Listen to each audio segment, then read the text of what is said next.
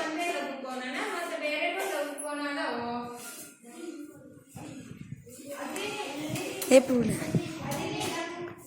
ಅದೇ ಒಂದೇ ಲಘು ಕೋನ ಅದನ ನೋಡಿ. ಈಗ ನಾನು ಕೋನಗಳ ವಿಧಗಳ ಬಗ್ಗೆ ಇಲ್ಲಿ ಒಂದು ಮಾದರಿಯನ್ನು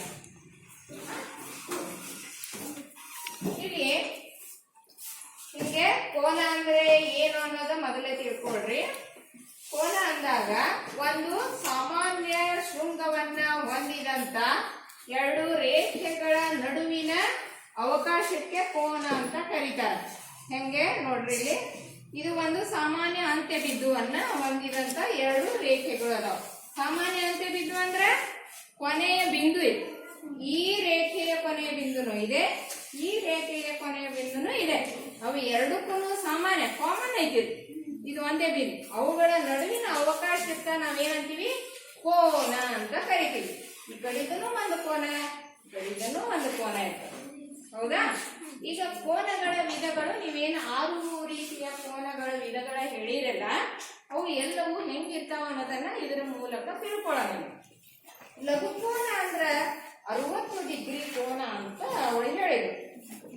60 ಡಿಗ್ರಿ ಕೋನ ಅಂತ ನಾವು ಕೋನಗಳನ್ನ ಡಿಗ್ರಿಗಳಲ್ಲಿ ಅಳತೆ ಮಾಡ್ತೀವಿ.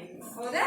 ಈಗ ತೂಕವನ್ನ ಗ್ರಾಮ್ಗಳಲ್ಲಿ ಕಿಲೋಗ್ರಾಮ್, ಉದ್ದವನ್ನ ಮೀಟರ್ ಕಿಲೋಮೀಟರ್ ಹೆಂಗೆ ಅಳತೆ ಮಾಡ್ತೀವಲ್ಲ, ಆ ತರ ಕೋನಗಳನ್ನ ಡಿಗ್ರಿಗಳಲ್ಲಿ ಅಳತೆ ಮಾಡೋದು. ಹಾಗಾದ್ರೆ ಲಘು ಕೋನ ಅಂದ್ರೆ 60 ಡಿಗ್ರಿ ಮಾತ್ರ ಅಲ್ಲ.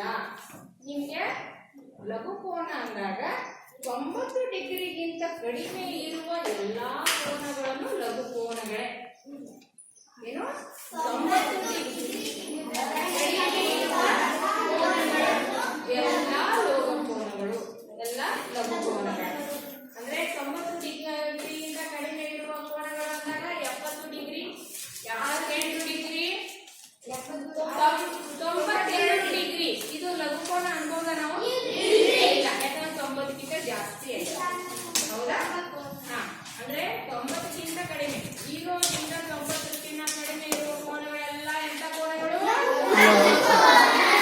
ಗುಡ್. ಈಗ ಎರಡನೇದು ಬರೋದು ಲಂಬ ಕೋನ. ಲಂಬ ಕೋನ ಅಂದಾಗ ಅದು ಎಷ್ಟು ಡಿಗ್ರಿ ಇರ್ತದ? ಗುಡ್.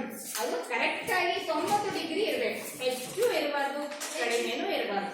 ಆ ಕೋನದ ಆಕಾರ ಈ ರೀತಿ ಎರಡು ರೇಖಾಖಂಡು ಪರಸ್ಪರ ಈ ರೀತಿ ಲಂಬವಾಗಿ ಇರ್ತವೆ. ಅವುಗಳ ನಡುವಿನ ಕೋನ 90 ಡಿಗ್ರಿ ಕೋನ ಇರ್ತದೆ. 90 ಡಿಗ್ರಿ ಕರೆಕ್ಟ್ ಆಗಿ ಇದ್ದಂತ ಕೋನಕ್ಕೆ ಮಾತ್ರ ನಾವು ಲಂಬ ಕೋನ ಅಂತ ಹೇಳ್ತೀವಿ. ಇನ್ನು ವಿಶಾಲ ಕೋನ, ಮೂರನೇ ವಿಧ ಯಾವುದು? ವಿಶಾಲ ಕೋನ ಅಂದಾಗ ಅದು ಎಷ್ಟು ಅಳತೆ ಹೊಂದಿರ್ತದೆ ಗೊತ್ತಾ? 120 ಡಿಗ್ರಿ ಅಂತ ಹೇಳಿದ್ರು. ನೀ ಹೇಳ್ತೀಯಮ್ಮ? 80 ಡಿಗ್ರಿ ಕೋನ ನೋಡ್ರಿ. ನಾ ಆಗಲೇ ಏನ್ ಹೇಳಿದೆ? ಲಘು ಕೋನ ಅಂದ್ರೆ ಎಷ್ಟು ಡಿಗ್ರಿ ಇರ್ಬೇಕಂತ ಹೇಳಿ? 90 ಡಿಗ್ರಿಗಿಂತ ಕಡಿಮೆ ಇರುವ ಕೋನಗಳು ಎಲ್ಲ ಲಘು ಕೋನಗಳು. 80 ಡಿಗ್ರಿ ಅನ್ನೋದು 90ಕ್ಕಿಂತ ಕಡಿಮೆ ಆಯ್ತಲ್ಲ, ಹಾಗಾದ್ರೆ ಅದು ಯಾವ ಕೋನ ಆಯ್ತು? ಲಘು ಕೋನ. ಈಗ ನಾವು ವಿಶಾಲ ಕೋನದ ಬಗ್ಗೆ ತಿಳ್ಕೊಬೇಕಾಗಿದೆ. 180 ಡಿಗ್ರಿ ಇದ್ರೆ ವಿಶಾಲ ಕೋನ ಅಂತೀರಿ? ಇಲ್ಲ, ಆಗಲ್ಲ. ನಿನ್ಗೆ ಗೊತ್ತಾದನಪ್ಪ? 150 ಡಿಗ್ರಿ ವಿಶಾಲ ಕೋನ ಅಂತ ಅವ ಹೇಳ್ತಾ ಇದ್ದ. ನಿನ್ನ ಹೆಸರೇನಪ್ಪಿ? ಪ್ರವೀಣ್. ಈಗ ನೀವು ನೋಡ್ರಿ, ಕೇವಲ 150 ಡಿಗ್ರಿ ಮಾತ್ರ ವಿಶಾಲ ಕೋನ ಆಗಲ್ಲ. 90ಕ್ಕಿಂತ ಹೆಚ್ಚಿಗೆ ಇರುವ ಕೋನಗಳು ಹಾಗೂ ಕೋನಗಳ ಅಳತೆ 90ಕ್ಕಿಂತ ಹೆಚ್ಚು 180 ಡಿಗ್ರಿಗಿಂತ ಕಡಿಮೆ ಇರುವ ಎಲ್ಲಾ ಕೋನಗಳನ್ನು ವಿಶಾಲ ಕೋನಗಳು. ಅರ್ಥ ಆಯ್ತಲ್ಲ? ಅಂದ್ರೆ 110 ಡಿಗ್ರಿ ಇದು ವಿಶಾಲ ಕೋನ ಅನ್ಬೋದಾ ನಾವು? ಯಾಕೆ? 90ಕ್ಕಿಂತ 180ಕ್ಕಿಂತ ಕಡಿಮೆ. 145 ಡಿಗ್ರಿ ಇದು ವಿಶಾಲ ಕೋನ ಅನ್ಬೋದಾ? ಯಾಕಂದ್ರೆ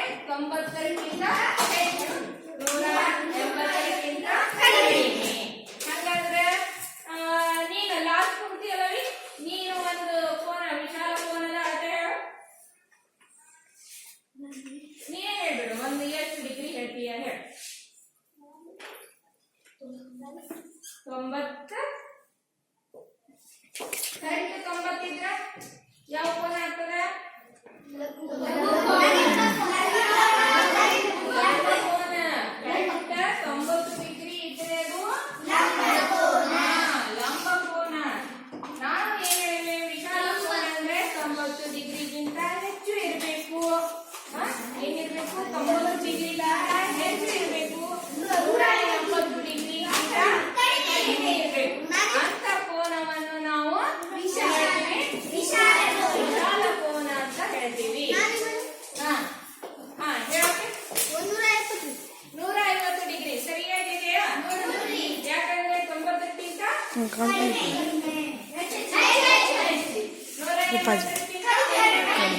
ಅದಕ್ಕೆ ನಾವು ಅದನ್ನು ವಿಶಾಲ ಕೋನ ಅಂತ ಹೇಳ್ತೀವಿ.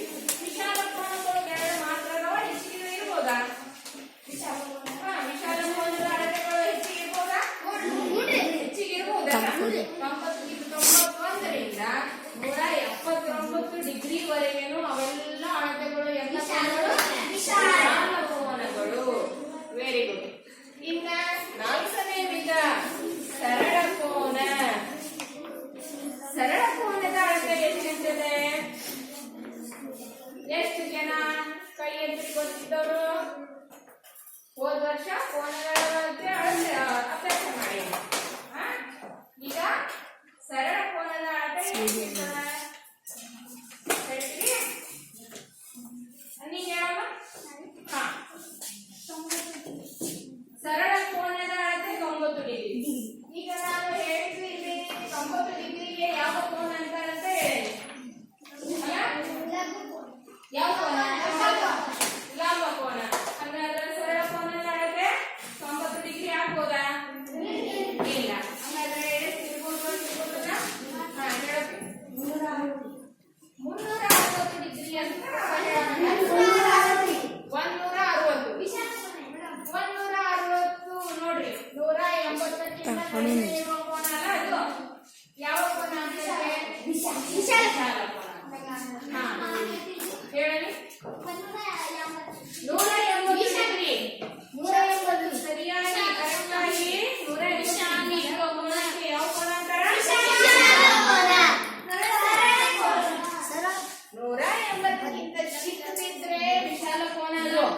ಕರೆಕ್ಟ್ ಆಗಿ 180 ಡಿಗ್ರಿ ಅಳತೆ ಇದ್ರೆ 180 ಡಿಗ್ರಿ ಕರೆಕ್ಟ್ ಹೆಚ್ಚು ಇರಬಾರ್ದು, ಕಡಿಮೆ ಇರಬಾರ್ದು ಅಂತ ಕೋನ ಸರಳ ಕೋನ. ಹಾಗಾದ್ರೆ ಆ ಕೋನ ಹೆಂಗಿರ್ಬೇಕು ಗೊತ್ತೇನ? 90 ಡಿಗ್ರಿ 180 ಆಗಕ್ಕೆ ಎರಡೂ ಈ ತರ. ಈ ಕೋನ ನಾವು ಈ ಕೋನವನ್ನ ಏನ್ ಹೇಳ್ತೀವಿ? ಸರಳ ಕೋನ ಅಂತ ಹೇಳ್ತೀವಿ. 180 ಡಿಗ್ರಿ ಅಳತೆ ಇರ್ತದೆ. ಇದು ಹಿಂಗ್ ಬಂದ್ರು ಎರಡು ಭಾವಗಳು ಈ ತರ ಇದ್ರು ಅದನ್ನು ಕೂಡ 180 ಡಿಗ್ರಿ. ಈ ಕಡೆ ಕೋನ 180, ಈ ಕಡೆ ಕೋನ 180. ಅದನ್ನ ನಾವು ಸರಳ ಕೋನ ಅಂತ ಹೇಳ್ತೀವಿ. ಇನ್ನ 5ನೇ ವಿಧ ಯಾವ ಕೋನ? ಸರಳಾಧಿಕ ಕೋನ. ಸರಳ ಕೋನಕ್ಕಿಂತ ಅಧಿಕವಾಗಿರೋದು ಸರಳಾಧಿಕ ಕೋನ. ಅದರ ಅಳತೆ ಎಷ್ಟು ಇರ್ತದೆ ಅನ್ನೋದು ಗೊತ್ತಾ? ಹೇಳಮ್ಮ.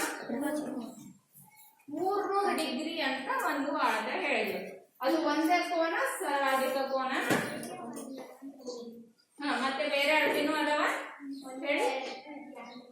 260. ಮತ್ತೆ ನೀನು 220, 108. ನೋಡು, 108 ಅನ್ನೋದು ಎಲ್ಲಿ ಬರ್ತದದು ಅಳತೆ ಅಲ್ಲ.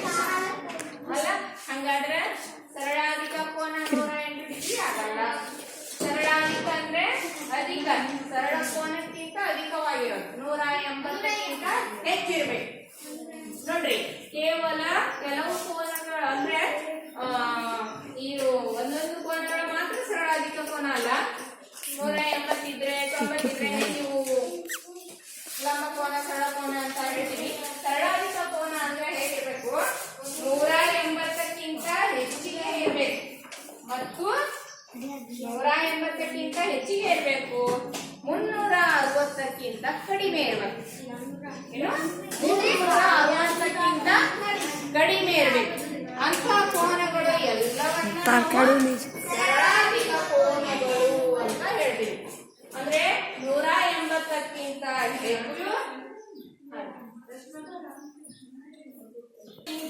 ಹೆಚ್ಚು 360ಕ್ಕಿಂತ ಕಡಿಮೆ ಇರುವ ಎಲ್ಲಾ ಕೋನಗಳು ಎಂತ ಕೋನಗಳು? ಸರಳಾಧಿಕ ಕೋನಗಳು. ನಾ ಇದನ್ನೇ ಹೇಗೆ ಬರೀಬಹುದು? ಅಳತೆಯನ್ನ 180 ಡಿಗ್ರಿಗಿಂತ ಹೆಚ್ಚು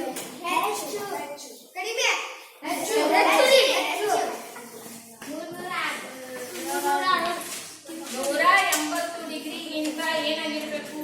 ಹೆಚ್ಚಾಗಿರ್ಬೇಕು.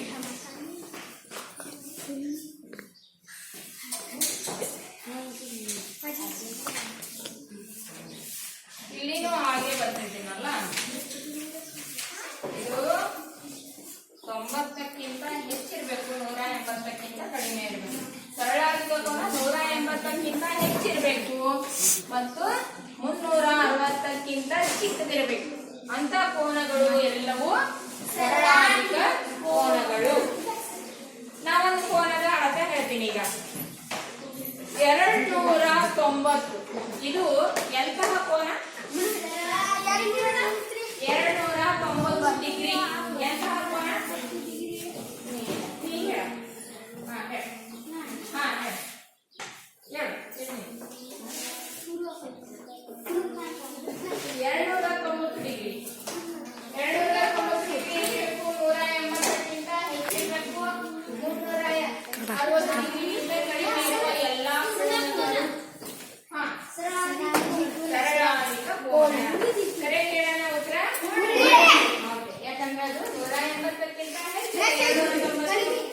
ಅದೇ ರೀತಿ 360ಕ್ಕಿಂತ ಅದಕ್ಕೆ ಅದು ಇನ್ನ ಕೊನೆಗೆ ಬರೋದು ಪೂರ್ಣ ಕೋನ. ಪೂರ್ಣ ಕೋನ ಅಂದಾಗ ನೋಡ್ರಿ ಒಂದು ಬಾಹು ಪೂರ್ಣ ಒಂದು ಸುತ್ತು ಹೊಡೆದು ಈ ರೀತಿ ಪೂರ್ಣ ಸುತ್ತ ಹೊಡೆದು ಅದ್ರ ಮ್ಯಾಗ ಬಂತು ಅಂದ್ರೆ ಆಗ ಪೂರ್ಣ ಸುತ್ತ ಹಾಕಿರ್ತದಲ್ಲ, ಆ ಅಳತೆಯನ್ನ ನಾವು 360 ಡಿಗ್ರಿ ಕೋನ ಅಂತ ಹೇಳ್ತೀವಿ. ಒಂದು ಬಾಹು ಪೂರ್ಣ ಹಿಂಗ ಸುತ್ತ ಹಾಕಿ ಮೊದಲಿನ ಸ್ಥಳಕ್ಕೆ ಬಂತು ಅಂದ್ರೆ ಆಗ ಅದು ಒಂದು ಪೂರ್ಣ ಕೋನ. ಅದು ಎಷ್ಟು ಡಿಗ್ರಿ ಇರ್ತದೆ? 360 ಡಿಗ್ರಿ. Very good. ಅಂದ್ರೆ 360 ಡಿಗ್ರಿಗೆ ಸಮವಾಗಿರುವ ಕೋನವನ್ನು ನಾವು ಹೇಳ್ತೀವಿ. ಹೌದಾ? ಇಲ್ಲಿ ನೋಡ್ರಿ 90 ಡಿಗ್ರಿಗೆ ಸಮ ಇದ್ರೆ 180 ಡಿಗ್ರಿಗೆ ಸಮ ಇದ್ರೆ 360 ಡಿಗ್ರಿಗೆ ಸಮ ಇದ್ರೆ ಕೋನಗಳ ಅಳತೆಗಳ ಬಗ್ಗೆ ಗೊತ್ತಾಯ್ತಲ್ಲ. ಈಗ ಇವು ಅಂದ್ರೆ ಇವು ಮೂರು ಏನು ಎಕ್ಸಾಕ್ಟ್ ಒಂದೇ ಅಳತೆ ಹೊಂದಿರುವಂತ ಕೋನಗಳು: ಲಂಬ ಕೋನ, ಸರಳ ಕೋನ ಮತ್ತು ಪೂರ್ಣ ಕೋನ. ಇವು 90ಕ್ಕಿಂತ ಕಡಿಮೆ 0 ಡಿಗ್ರಿಗಿಂತ ಹೆಚ್ಚಾಗಿರುವ ಕೋನಗಳು ಎಲ್ಲ ಲಘು ಕೋನಗಳು. ಈ ತರ ನೀವು ವಿಶಾಲ ಕೋನ ಅಂದ್ರೆ 90ಕ್ಕಿಂತ ಹೆಚ್ಚು 180ಕ್ಕಿಂತ ಕಡಿಮೆ ಇರುವ ಕೋನಗಳು ಎಲ್ಲ ವಿಶಾಲ ಕೋನಗಳು. ಆಮೇಲೆ ಸರಳಾಧಿಕ ಕೋನ ಅಂದ್ರೆ 180 ಡಿಗ್ರಿಗಿಂತ ಹೆಚ್ಚು 360 ಡಿಗ್ರಿಗಿಂತ ಕಡಿಮೆ ಇರುವ ಎಲ್ಲಾ ಕೋನಗಳು ಎಂತ ಕೋನಗಳು?